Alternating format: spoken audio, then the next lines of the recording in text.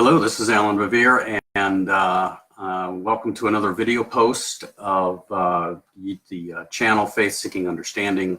I am glad once again to be able to have some conversation with you. And what I want to talk about today is the question, does God call leaders of the world today? Does God choose leaders? Has God chosen the President of the United States, for example? We've heard that a lot. Perhaps in the last couple of years from people who believe that, for example, God called President Trump to be president of the United States. And I'm just not singling out him here. I'm talking about any president, whether it's President Obama or President Clinton or Bush. Does God really choose leaders? Does God have a preference for who gets chosen? And I think certainly there are some TV preachers who have said God has spoken to them and told them that God wanted Trump to be president. I certainly don't want to rule out that God speaks to people today, but I will also tell you I have a skeptical ear when I hear that. I'm sure these people are sincere. I'm just not sure that their vision or what they have encountered is something that is coherent with the biblical narrative. And so that's really what I want to talk about today, is this idea that God today chooses leaders, specific leaders of nation states. Is this in keeping with how God works now in the world? And so we have to look at the biblical narrative. And the one thing we have to do when we look at it is look at the whole thing canonically.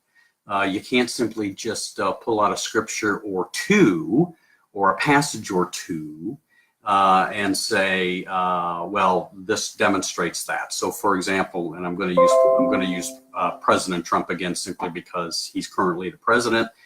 That he is like King Cyrus in the Old Testament. Is that really a good comparison?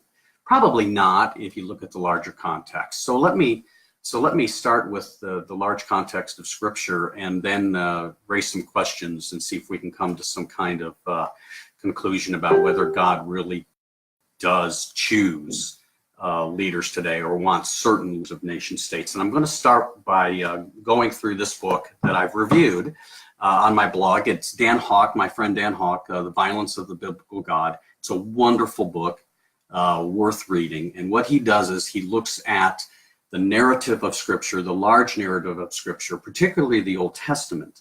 And he weaves a narrative of how God works in the world and what that means in reference to today. So what he does is he weaves this narrative beginning with Genesis through the Gospels and tells the story of how the Bible tells us how God works in the context of the human situation and where and why, in Dan's concern, violence comes into play.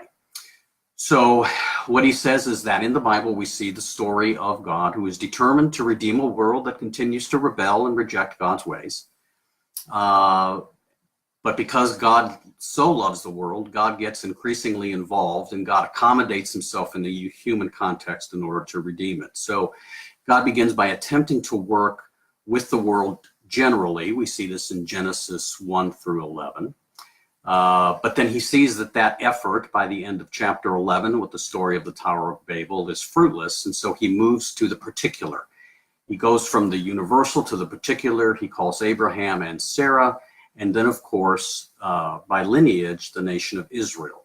And he calls them, Israel, to be a blessing to the nations, to be an alternative to the nations of the world, so that they might be a light in reference to God's ways. So God begins again in chapter 12 with particular persons and people for the sake of the whole world, for the sake of the universal. The problem is that God's people really don't want to be the alternative. They want to be like the other nations. We see this in 1 Samuel when God doesn't want the people to have a king, an earthly king, and they keep complaining, we want a king like all the other nations. And so God finally relents and gives them what they want. And by the time we get to Solomon, they do really sadly have a king like all the other nations, who has a harem, who spends the country into too much debt, who sacrifices to other gods. Israel really gets a king like all the other nations because they have become a king like all the other nations. Now, the dilemma here for for God is because he's entered into Israel's history, and because God has made the decision to go all in with Israel for the sake of the world, God must side with Israel and even therefore fight for Israel in a violent world. So in accommodating himself in the context, and when you think about it, how else can God be present in our midst and work among us without accommodating himself? I mean, that's what incarnation is. God becomes flesh in Jesus and accommodates himself to the world in order to save it. So because of that, God must resort to what God would prefer not to do in order to redeem even that which he's destroying. And so in the work of history and the work of salvation history, God gets drawn into the fray by necessity. And so what we see in the biblical text is this interplay between God's sovereignty, dealing with a world that in freedom attempts to make itself all too often in destructive ways. So one of the most important insights that Dan brings to the biblical text is that as the story of God's people progresses, God, he says, moves from the inside to the outside. Now, what does that mean? It means that in the Old Testament, God works primarily in the ways of empires and rulers, it seems, by necessity. Israel wants to be like the other nations. Israel wants to be an empire. Now, granted, they're never an empire on the scale of other ancient empires, but they want to be an empire. And God, because God has chosen to redeem the world through this people, accommodates himself in that context. So you do have plenty of scriptures in the Old Testament that clearly reveal God's love for the marginalized, and the responsibility of God's people to care for them. But God primarily in the Old Testament works through the instruments of empire that God's people have become and embodied. But when we get to the Gospels, what we see is that in Jesus, God moves to the outside. Now, we can't necessarily rule out the possibility that God is still going to work in some ways through the insiders, through empires and rulers. We can't rule that out 110%. God cares about what nations do. God cares about whether or not leaders are just. But since the project of working on the inside has been a failure, God now focuses on the outsiders. And he writes in his book, if I may quote him, he says, "The human partner that the Lord enlists is a young peasant woman, and that reveals that the Lord will no longer work within the system, but rather opposed to it." So what you get is God's pivot to the outside indicates that the strategy of working within the system, as we see in the Old Testament, has failed and God has rejected it. And so, by the way, this is why Jesus in his ministry will reject his disciples' willingness to resort to violence on his behalf, because his kingdom does not operate with the same methods as earthly kingdoms. It's the cross now that redeems and not the sword. So in the New Testament, we see God and Jesus working now on the margins. I think that explains so much of Jesus's teaching, so much of also his insistence that salvation comes through the cross, through the submission of the cross, through taking on the violence of the world for the sake of the world. Now, again, God has not necessarily rejected working with the nations of the world, but given this reading of Yahweh's project of working within the confines of the methods of empires in the Old Testament, given the fact that that's such a failure, the question we Christians must ask today is, why would God's people desire to continue to go down that road? Greg Boyd rightly states, he says, instead of working together to do what Jesus did, we, the church, often waste time fighting each other over what Caesar should do.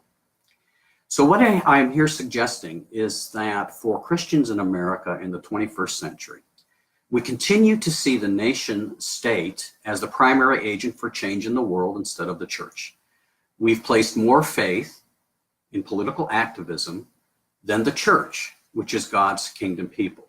And in so doing, we still side with the insiders. And while we may advocate for the outsiders in our activism, the fact of the matter is we still fail to identify with them in the way Jesus did. In other words, I don't want to completely reject the idea that some form of Christian political activism may be valid. But I think the job descriptions for too many Christians on both sides of the political aisle have become reversed. Yahweh has rejected the methods of the empire after resorting to them, but Christians are still trying to resurrect what their God in Jesus Christ rejected. My question is, what in Jesus's ministry gives us that impression? So that then leads to the question, does God choose people to be president of the United States? Again, you know, I don't want to be so absolutist as to say no, never, but I'm going to tell you this. I think since God clearly in the biblical narrative is now working through his new reconstituted people called the church, who is to be a nation, as First Peter says to the church, you are a royal nation, a holy priesthood. If we are to be God's nation in this world and be an alternative to the nations of the world, showing them the ways of God, being a light to the nations, just like Israel was supposed to be in the Old Testament, why in the world do we continue to want to resurrect this project that failed in the Old Testament, that Israel failed on miserably?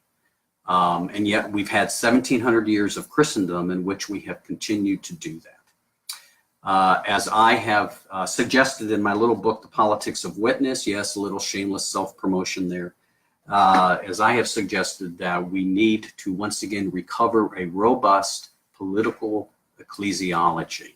And that means that we need to see the church as its own polity, as its own politic, as having its own integrity in the world.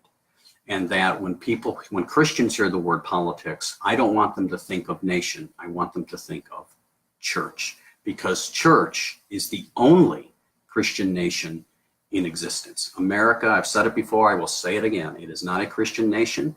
No earthly nation is a Christian nation. Yes, we are a nation that exists within the context of a Christendom, which is quickly passing away.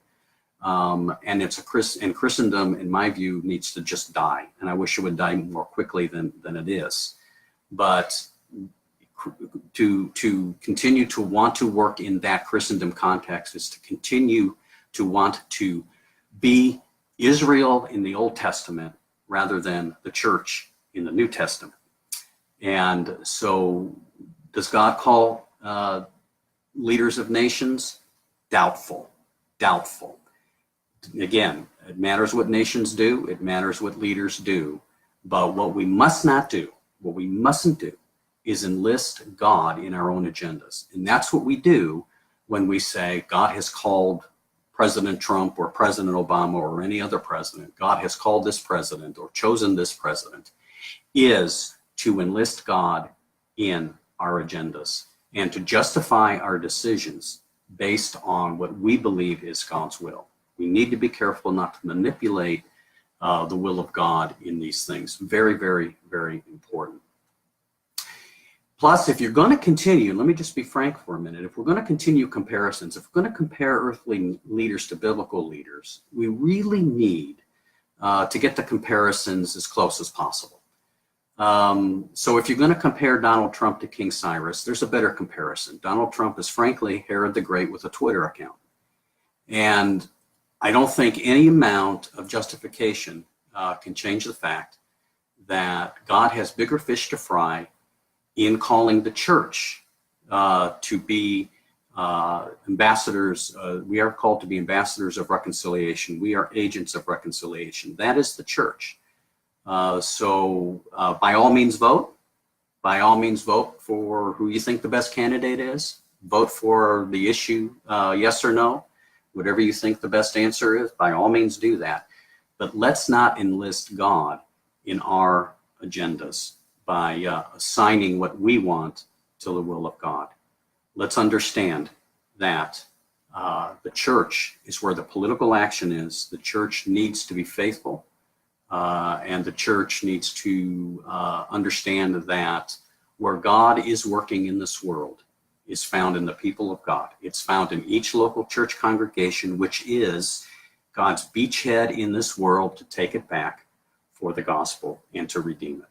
So be the church, be God's politic in the world, and be concerned about what the nations do, be concerned about what leaders do, but let's not enlist God in our own personal agendas. So that's all I have to say about that, and I'll post this later so anyone who's missed it can see it. Thanks again so much for your time, and have a great day, and be the church. Thank you.